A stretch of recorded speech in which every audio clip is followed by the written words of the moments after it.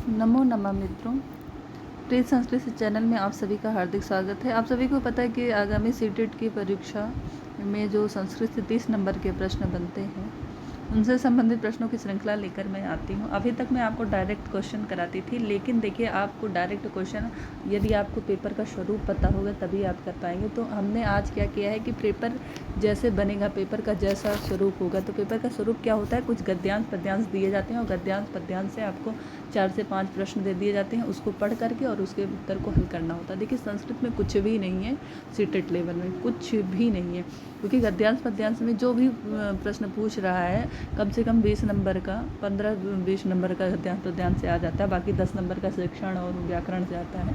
तो देखिए 20 नंबर तो आप एकदम पक्का समझिए, क्योंकि वो आपका उत्तर वहीं पे है। बस आपको करना क्या होता है, हम में से बहुत से लोग ऐसे हैं जो इंटर तक या 8th क्लास तक 10th तक ही संस्कृत पढ़े हैं, तो ऐसे में संस्कृत का अर्थ निकालना थोड़ा कठिन हो जाता है। तो आपको टाइम मैनेजमेंट, टाइम का ही सबसे बड़ी दिक्कत आती है, क्योंकि आपको देखो साइको में भी काफ़ी टाइम लग जाएगा सीटेट में, इसलिए कि दो ऑप्शन लगते हैं कि ये सही होगा कि ये सही होगा। हालांकि ऐसा कुछ नहीं, बहुत अच्छा साइको में भी 30 में 30 पूरे नंबर मिल जाते हैं यदि आपने अच्छी तैयारी की होगी, अच्छे से प्रैक्टिस सेट वगैरह लगाए होंगे।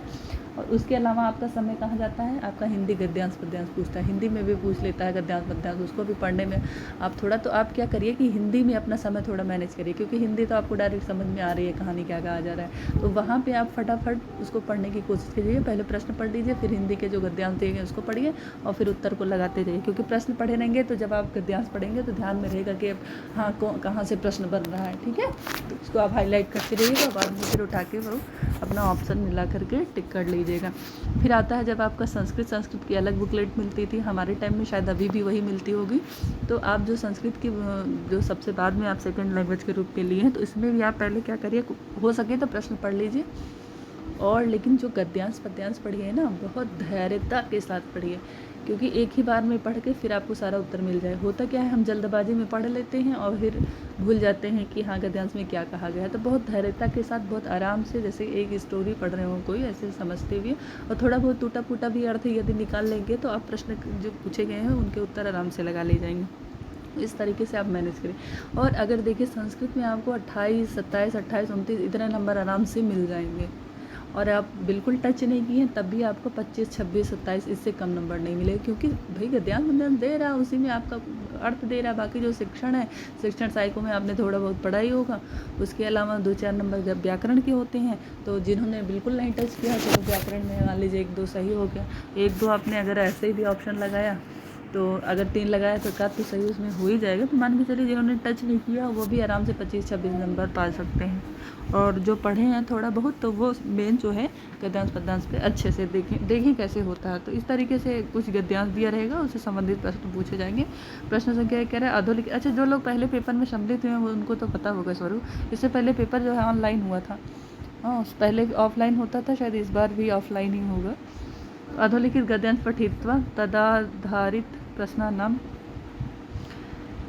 121 to 128 विकल्पात्मक केस उत्तरेश उचिततमम उत्तरम चित्वा लिखा। मतलब इसमें दिया गया है कि 121 से लेकर 128 ऐसे ही दिया रहेगा संख्या, कि यहाँ तक के प्रश्न जो हैं, क्योंकि लास्ट में पूछा जाता है, तो 21 से लेकर 50 तक के जो प्रश्न होते हैं वो संस्कृत सेकंड लैंग्वेज में संस्कृत में रहते थे अभी। अब ठीक है, फिर हुआ क्या, इसमें अब गद्यांश पढ़ना है। गद्यांश में क्या कह रहा है कि ग्रामे आसीत कश्चन दुर्बल काया, एक गांव में कोई दुर्बल काय रहता था, कोई दुबला पतला आदमी रहता था। शरीर शक्तिहीन कारणात सह भृत्य कार्यम न प्राप्त होती अस्म, शरीर की शक्तिहीनता के कारण, दुर्बल पतला होने के कारण वह भृत्य कार्य मतलब सेवक का कार्य, जो मजदूर का कार्य, ना प्राप्त समझते, वो प्राप्त नहीं कर सका। सह देव प्रार्थितवान, वह देवता से प्रार्थना किया, भगवान हे भगवान मम उदर पूर्ण है, मेरे उदर की पूर्ति के लिए, मेरे पेट भरने के लिए कश्चित व्यवस्था परिकल्पितुम कृपया इति, मेरी मतलब उदर की पूर्ति के लिए कुछ व्यवस्था की कुछ व्यवस्था बताइए, करने की कृपा करें, ऐसा कहा। तस्याम रात्रो तस्य स्वप्ने, उसी रात उसके स्वप्न में प्रत्यक्ष भूया भगवान अभवत, प्रकट होकर भगवान ने कहा, शिला नोदनम कुरु इति, पहाड़ को खोदो, है ना। भगवान ने कहा कि पहाड़ को खोदो। आगे देखिए, तस्य गृहस्य समीपे काचित महाशिला आसित, उसके घर के समीप में एक बहुत बड़ी जो है पत्थर की शिला थी रखी हुई थी, सा निर्धना व निर्धन तस्याह नोदनम आरब्धवान, उसको खोदना प्रारंभ कर दिया। शिला तो महाकाया आसीत, शिला बहुत बड़ी बहुत विशाल काय वाली थी। अतः सह ताम कंपयितुम अपि न शक्तवान, अतः वह उसको हिला भी ना सका। तथापि भगवतः आदेशम, फिर भी भगवान के आदेश के हिसाब से का पालन करने की इच्छा करता हुआ वह स्वस्य प्रयत्नम न परित्यक्तवान, अपने प्रयत्न को परित्याग नहीं किया, यानी प्रयास करता रहा। एवं इसी तरह कानिचन दिनानि गतानि, कई दिन बीत गए। जनाः तस्याः प्रयत्नं दृष्ट्वा, लोग उनके प्रयत्न को देखकर उपहास वचनानि उक्तवन्तः, उपहास के वचन बोलते थे। ताम महाशिला कंपयितुम अपि न शक्नोति भगवान, उस महाशिला को वह हिला भी ना सका। तस्याः नोदने प्रवृत्त्या मूर्खा एव इति, उसको खोदने के प्रयत्न में यह मूर्ख ही है। कोई जो पहाड़ की शिला कोई हिला भी नहीं सकता था, उसको कंपयितुम अपि शक्ना, भगवान जो कोई हिला ही नहीं सकता, उसको खोदने में व्यर्थ या कोई मूर्ख ही है, इस तरीके से लोग कहते थे उसको। आगे कहा एतत् श्रुत्वा, ऐसा सुनकर, अपि भी ऐसा सुनता हुआ भी कि जिस पत्थर को हिला नहीं सकता उसको खोदने का कार्य कोई मूर्ख ही होगा, इस प्रकार के लोगों के द्वारा सुनकर भी निर्धनः स्वस्य प्रयत्नं तु न परित्यक्तवान, जो निर्धन था वह अपने प्रयत्न को तो न परित्याग छोड़ा नहीं। एवमेव मासत्रय अतीतम, इस प्रकार से 3 माह बीत गए। तदीयः शिला नोदन प्रयत्न, उस शिला के नोदन प्रयत्न खोदने के प्रयत्न में तो व्यर्था एवं आसित, व्यर्थ ही रहा। उस शिला का जो खोदने का प्रयत्न था वो तो व्यर्थ ही रहा।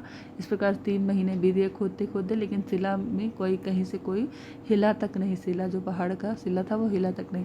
अतः सह नितराम खिन्ना, अतः वह अत्यंत, नितराम मतलब अत्यंत खिन्ना, दुखी हुआ। स्वस्थ दौर्भाग्य स्मरण, अपने दौर्भाग्य के, अपने दुर्भाग्यपूर्ण, अपने आप को दुर्भाग्यशाली मानते हुए स्मरण याद करता है। एकदा सा निद्राम अकरोत, एक बार वह सो रहा था।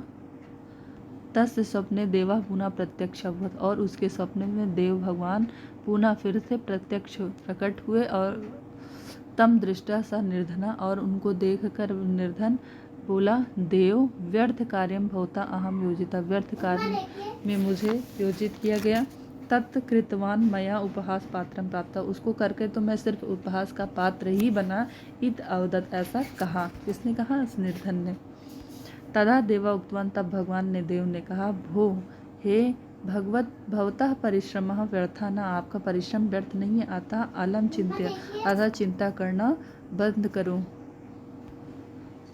तदा क्रुद्धा निर्धना अभवत्, तब क्रोधित होकर निर्धन ने कहा, मया द्वित्रान माशान यावत् शिला नोदनम कृतम, मैं 2-3 माह जिस शिले को खोदने का कार्य कर रहा था, किंतु शिला न अकंपत अपि, लेकिन वह शिला हिल भी ना सका। ताम नोक्तुम मया कृता प्रयासम किम व्यर्थम न, तो मेरा प्रयास क्यों व्यर्थ नहीं हुआ, तो फिर मेरा प्रयास क्यों व्यर्थ नहीं हुआ। उस शिला को खोदने जो लेके मैं 2-3 महीने व्यस्त रहा, हिला नहीं, और फिर आप कह रहे हैं मेरा प्रयास व्यर्थ नहीं है। कैसे व्यर्थ नहीं है, वो शिला हिली हुई नहीं तो मेरा प्रयास व्यर्थ ही तो है। इति, ऐसा, सह शिलाम भवतः कंपितुम न शक्ति इति अहम जानामि, भगवान कहते हैं कि सा शिला, वह पत्थर, भवताम, तुम्हारे द्वारा, कंपितुम ना सका, मतलब हिलाया भी ना जा सका। इति, ऐसा, मैं अहम जानामि, मैं जानता हूँ। एव, इस प्रकार ना। फिर आगे क्या कहते हैं भगवान, नोदनात् शिला लवण मात्रेण अपि न अकंपत, खोदने पर भी शिला हल्का सा भी, थोड़ा सा भी नहीं हिला। इति तु सत्यम, यह तो सत्य है। किंतु मास त्रय यावत भवता, 3 महीने से जिस प्रकार आप यह जो, आगे देखिए,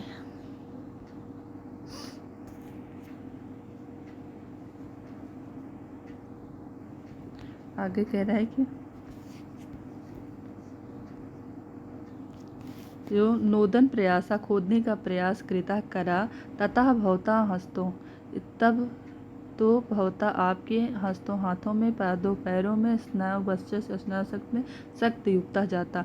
आपका हाथों है, दोनों पैर हैं, स्नायु वक्ष जो है आपके, ये शक्त युक्ता जाता, शक्ति युक्त हो गए। भवता दृढ़ काया प्राप्त, आप दृढ़ काया को प्राप्त किए। अतः यत् किमपि कार्यं कर्तुं समर्था भवान, अब आप कोई भी कार्य करने में समर्थ हैं। मया एतदेव इष्टम, मेरे द्वारा ऐसा ही इच्छा की गई थी। ना तो शिलायाः अपसारणम, ना तो शिला को हिलाने की, तोड़ने की नहीं। इति अवदत् भगवान, ऐसा भगवान ने कहा। अब देखिए प्रश्न बन रहा है। प्रश्न कह रहा है कि सा नितराम खिन्ना इति वाक्ये नितराम इति अव्ययस्य कहा अर्थ। नितराम का अर्थ क्या होता है? तो नितराम का अर्थ होता है, हमने क्या बताया था, अत्यंत। अत्यंत खिन्ना ना, खिन्ना मतलब दुखी हो गया, तो ऑप्शन नंबर आपका 3 सही होगा। इसी तरीके से प्रश्न आएगा। देखिए प्रश्न संख्या 122 कह रहा है कि अलम चिंत्य, प्रश्न संख्या 122 कह रहा है कि अलम चिंतया इति वाक्यस्य अभिप्राय। अलम चिंत्य, इस वाक्य का अभिप्राय क्या है? चिंता न करूं, या चिंता करूं, या व्यर्थ चिंता करूं, या चिंता अलंकार सदृशा अस्ति। तो ये देखिए, ये ऑप्शन तो पहले ही गलत है। चिंता, व्यर्थ चिंता करूं या व्यर्थ चिंता करो, ऐसा कहीं लाइन में आया ही नहीं है। भगवान क्या कहते हैं कि चिंता ना करूं, है ना। अलम चिंतया इति मतलब चिंता मत करो, तो चिंता ना करो। ऑप्शन नंबर ए आपका सही होगा। चलिए अगला प्रश्न देखिए, प्रश्न संख्या 23 कह रहा है दुर्बल काया मनुष्य कथम आसीत। दुर्बल काया मनुष्य कैसा था, किस प्रकार था, है तो वो क्या था, निर्धन था ना। ऑप्शन नंबर बी आपका सही हो जाएगा। अगला प्रश्न देखिए, प्रश्न संख्या 124, प्रश्न संख्या 124 पर आते हैं।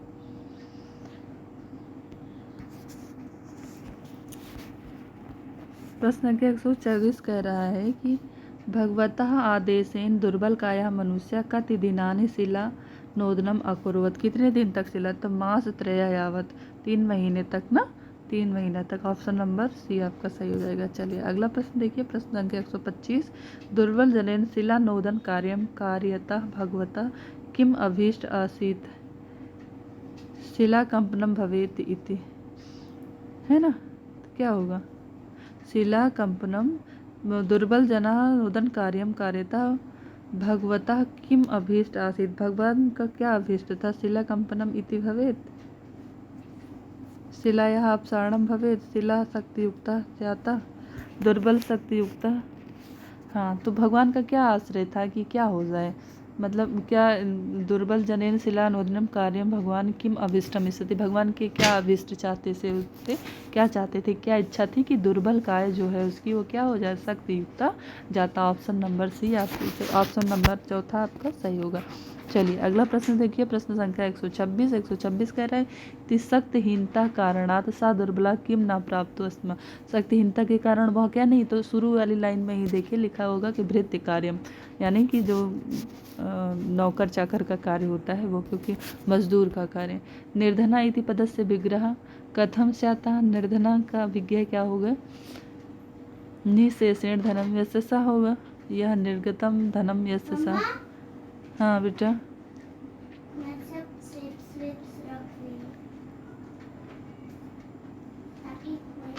निशेषेण धना,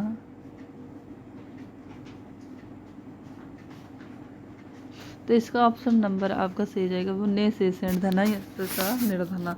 चलिए प्रश्न संख्या 128 देखिए, 128 कह रहा है कि शिला नोदनम कुरु इति कस्य कृते निर्देशा आसीत्। शिला नोदनम कुरु, शिला को खोदो इति कस्य निर्देशा, यह किसका निर्देश था?